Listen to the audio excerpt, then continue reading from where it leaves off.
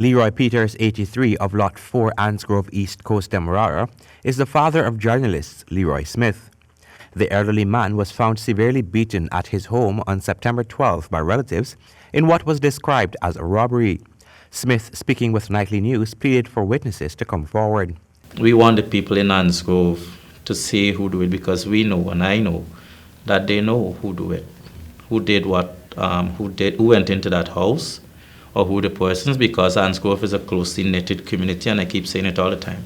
So everybody's related to somebody. So you're hearing stuff, but you're not talking. The dead man was last seen by neighbors on September 10.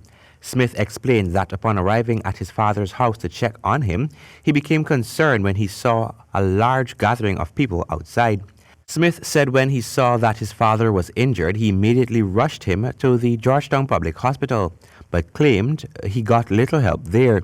Peters was then transferred to a private hospital where he underwent emergency surgery. He had a fractured skull and bleeding in the brain, so they did a surgery for that and some other medical interventions. And on the same day, they gave me a prognosis to say that his condition was very critical and the injuries to him were severe, and severe damage to the tissues and so on. And because of his age and the fact that we did not know how long he was in the house for, all of these added to his critical state. Peters never regained consciousness following the surgery and later succumbed to his injuries at the institution. The man's son explained that his father's home was ransacked, which points to a robbery.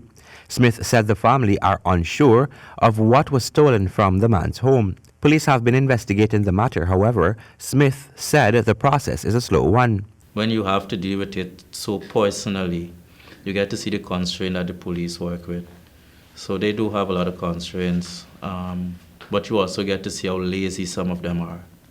Because I practically had to do the work of some of the detectives in C Division. The commander, he did pass certain instructions and so on, but then after those instructions were passed, when you go to double check and so on, you realize that they still weren't doing what the man asked them to do. The man's son is appealing to the public to come forward if they have any information pertaining to his father's attack. Persons can contact the police or the family directly on telephone number 600-9747. An autopsy is expected to be conducted on Peters over the weekend. For the HGP Nightly News, Colwyn Abrams.